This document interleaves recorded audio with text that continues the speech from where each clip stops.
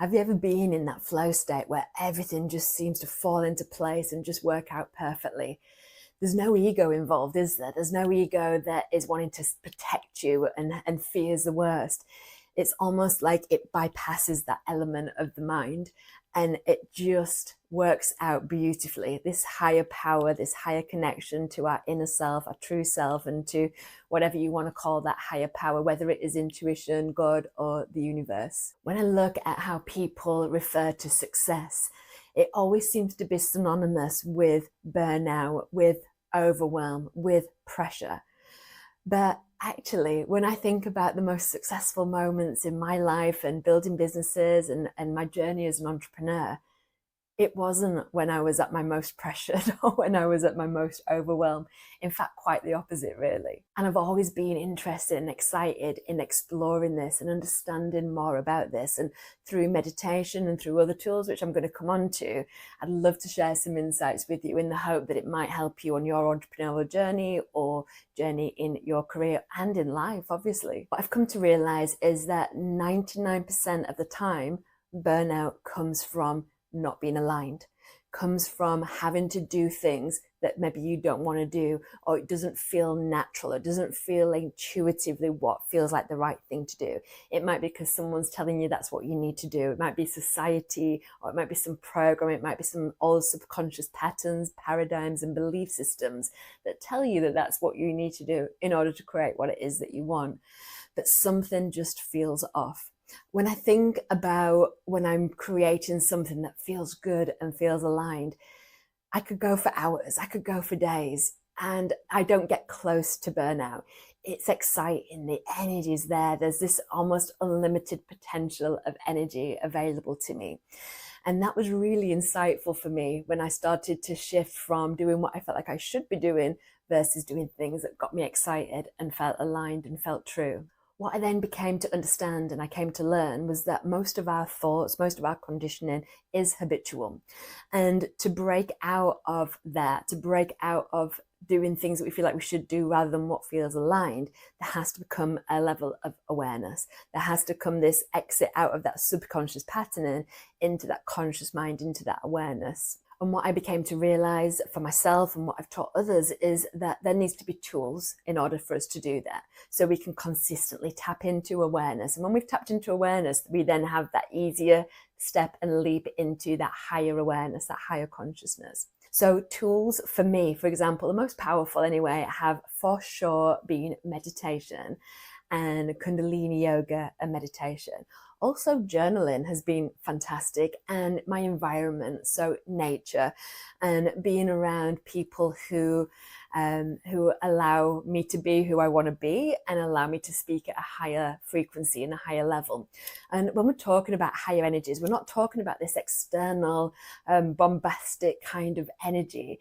It could be a quiet energy, it could be a subtle energy, but it's a frequency and an energy that allows us to access the higher thoughts and the higher beliefs and not necessarily that conditioning. Another tool that I've always tapped into as well is coaching. When you connect with someone who's that few steps ahead of where you are or where you want to be, or just that has that little bit of extra wisdom that you're not quite in tune with, it then allows you to raise up to that frequency. And then, every 6 months, you might change to a different coach, or you might have a break and then restart again. But when you come and work with someone who can see like your blind spots, who can see your patterns and your automatic go-tos, which might not be serving you, it's really, really powerful, especially a good coach that has your corner, that has your back. And for me as a coach, I really love asking good questions that gets that person thinking, and not just thinking, not just bringing thoughts in, but connecting in to what it is that they're creating and how they can get there in the easiest possible way, right? Sometimes we're conditioned to believe that we have to get there and it's going to be hard, it's going to be a struggle, it's going to be a strive. But actually, when we connect in, it's more of an easier connection, an easier step, because we're in that flow state. Things come to us, things just happen, things that are a bit left field and really unexpected, but super powerful. So then through these tools, through predominantly meditation and Kundalini yoga, and of course the other things that I mentioned, That then brought in that flow state. So instead of going to pushing, to forcing, to having to do this, having to do that, a big long to-do list, it then became more apparent that actually there was an easier way, an easier step. And what I realized was that my job in all of this was to show up, to set intentions, be intentional of what I wanted to create, and be intentional of the feeling that I wanted to feel, and trust that everything else will come in that aligns with that and that matches that frequency. So it's very much a discipline, because it's easier for us to think that what we don't have. It's easy for us to remind ourselves what we don't have. The ego loves that. It loves reminding us. Whoops. It loves reminding us of what we don't have and what we want and what we're lacking. And it's a discipline to shift from that mindset and continuously telling ourselves that story, to telling ourselves, I do have everything that I want and everything that I need. Because obviously we're seeing maybe something that isn't what we want and what we need, but we have to shift the thoughts and the dialogue to bring in. Because while we're in that lack and not having, that's what we will continually to match as a frequency, a lack and not having. So meditation and other tools, you might find that something else works better for you, but I'm speaking about meditation because that's what really worked for me. When we show up for it daily and consistently, and it could just be 3 minutes, we can do something really powerful in a 3-minute meditation. It doesn't have to be sitting on a rock in the Himalaya mountains for hours on end. It can literally be in 3 minutes. But when we do that, you want to think of it as almost like adding into an energetic bank account, and you'll keep adding into that bank account. And when you do that consistently, that's when flow happens. That's when things come in that you're unexpected, that you don't think is even possible. It wasn't even on your radar. It wasn't even in your thoughts that was even a thing that was available to you. It might be, for me, for example, it's that slip of something comes out of my mouth and it's bypassed the ego. For example, when I became a co-owner of a yoga studio, I wasn't thinking that that's what I wanted and that's what I was going to do. But I had a conversation with my friend and she was chatting about some of the challenges. And I said, have you ever thought about having a business partner? I'd love to come into business with you. And it wasn't a premeditated thought. It wasn't an agenda to that call. It came out.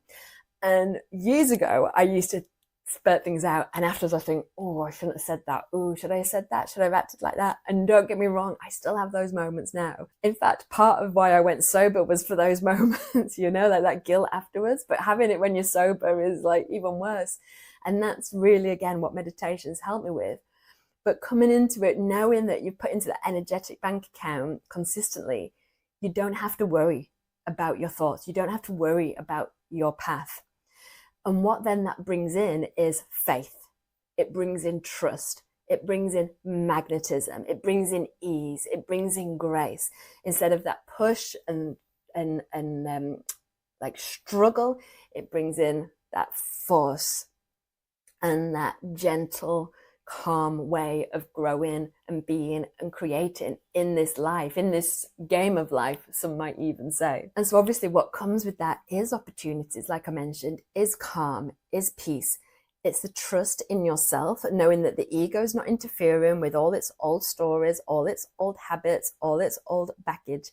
You're coming from this central, this connection to Mother Earth, to heart, to your gut, to the inner wisdom, the inner knowing, and to that higher power. It's all this beautiful connection. You're working on 2 planes.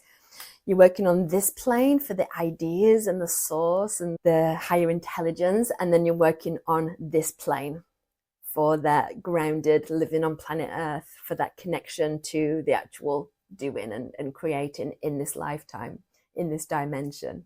When you bring in this comes. So as you can tell, I'm like super passionate about this. I'm passionate about meditation. And I often get people saying to me, Mel, I could never meditate like you. Like, I really struggle with meditation. I really struggle with the mind. It won't stop the chatter. And I can relate. I really can, because we don't do things because we already have arrived. I learned to meditate because I would have said I had the busiest mind. I had all this internal chatter, all this internal thoughts that just would not shut up. And that's why I began to meditate. And when I began to meditate, it was still the chatter, and it still can be now some days. But I knew that the benefits would so outweigh the journey of it and the battle between the busy thoughts and the stillness and the calmness. And it has 100% been worth it. So as much as I hear people saying, oh, I really struggle, I could never do that, I also know that you can.